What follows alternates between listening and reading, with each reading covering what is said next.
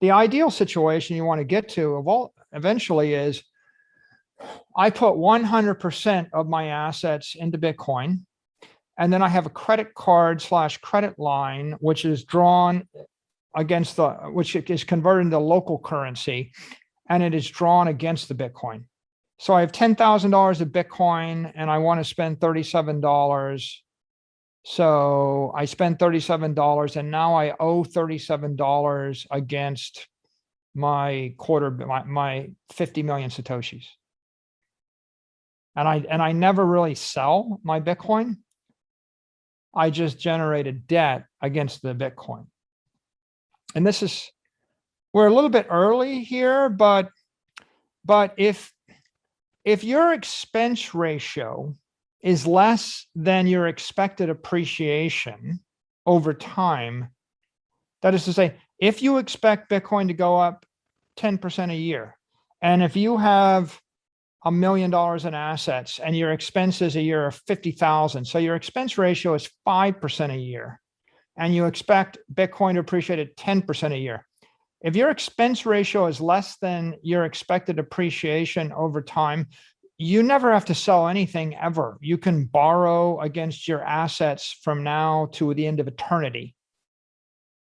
Now, it requires that you have a Bitcoin banking sector developed, right? You have to have a credit line against the Bitcoin, and we see that developing in different ways around the world. But ultimately, that would be the ideal situation. You would want to have a situation where you're holding Bitcoin and you're drawing credit lines in the currencies that exist. And I think what we'll see is the world will reduce down to 10 currencies or 5: the Chinese currency, the US dollar, the euro. So I think that what we see is a collapse of currencies to a few.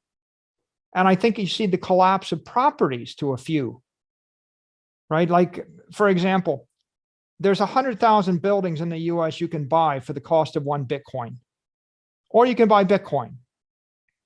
Which of the two is the easier decision? So presumably it's like a lot of things that are manufactured as stores of value, a security, a REIT, a bond. It's like, why do I need all that stuff if I can just buy Bitcoin? So I think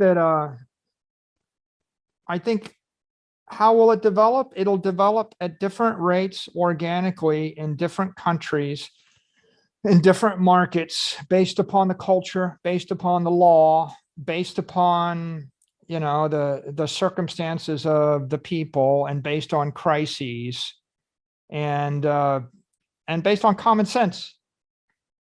I'm going to let my asset appreciate. I'm going to fund my living expenses with debt. If I want to buy something, another asset that I think is an asset, I might still want to borrow against my Bitcoin to buy the other asset. If you actually sell your Bitcoin to buy an asset, that's a diversification. And you could diversify because you want to diversify. That's a personal decision.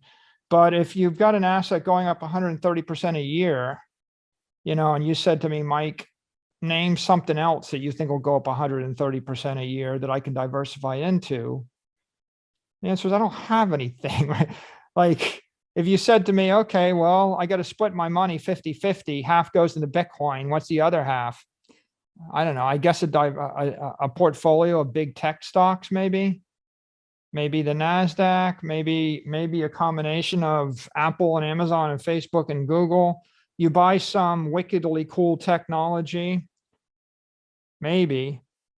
So if you're looking for, you know, a measure of energy that's easiest to develop, or property you can develop on top of, then you want the most universally desirable property that's hardest to impair, that's easiest to develop, that can be utilized at the highest frequency. You know, when I have a hotel, if the hotel had every room booked 365 days a year, I'm obviously squeezing more revenue out of the hotel.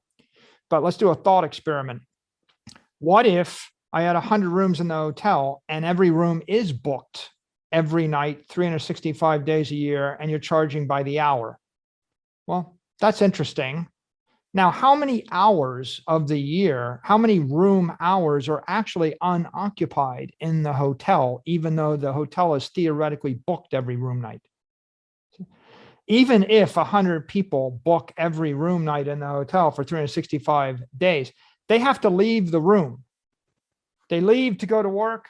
They leave to go out, to a bar. They leave to commute. And point of fact, the hotel that's fully booked is empty 2/3 of the time. So if I really could book out the room hour by hour, my revenues would triple. So you see where you get. Now, what if I could actually book out the room hour by hour to anybody in any city on earth? What if I could actually move the hotel or teleport the hotel every hour? Well, not only could I drive the occupancy up by a factor of 10, I could also increase the pricing. I could move the hotel to the place in the world that the Venice for the Venice Film Festival, or I can move it to wherever the Super Bowl is. So if I could move the hotel to the place where the room rates are the highest by the hour, my utilization would go up, my price per hour would go up. What if my costs were fixed? Well, now, if you think about it, right, the profitability of a hotel running at 47% occupancy at standard rates in Dallas, Texas is 10%. The profitability of the hotel running at 100% occupancy at standard rates goes to 70%. The profit of the hotel running at 300% occupancy goes to 200%. The profitability of the hotel running at 300% occupancy at the highest marginal rate you can get for a room anywhere on earth at any point in time is going to 3,000% or 30,000%. And so what did I just do? I just dematerialized the property, and I moved it with a frequency which was unimaginable. That's what Bitcoin is, right? That's what happens when you dematerialize property. You have the option to move it with a frequency which is unimaginable to the highest marginal use, right? And when people get their heads around that, you realize that, well, do you want to own a hotel in Texas? No. Do you want to own anything fixed in the real world? No. What do you want to own? You want to own the apex property in cyberspace that's universally desirable to everybody, and then you want to loan it out to them for the number of seconds that they want to use it, and then snatch it back at no cost or 1 Satoshi. And that really is what's interesting about Bitcoin and everything around it, right? I mean, all of the possibility to develop those businesses and develop those applications. So we don't have them all now. I mean, DeFi, I just described DeFi, by the way, in a way. I described, DeFi on Lightning, on Bitcoin with an intelligent, exchange hunting for highest optimal use. But you don't have to develop all those businesses immediately to grasp the potential. All you got to do is figure out that the potential is there, the incentive is there. You can do one of two things. You can either build one of those businesses, which is hard. It's hard to build Binance. It's hard to build an exchange. It's hard to build PayPal. It's hard to build Fidelity. It's just hard. You got to deal with the regulatory issues, the technical issues, the security issues.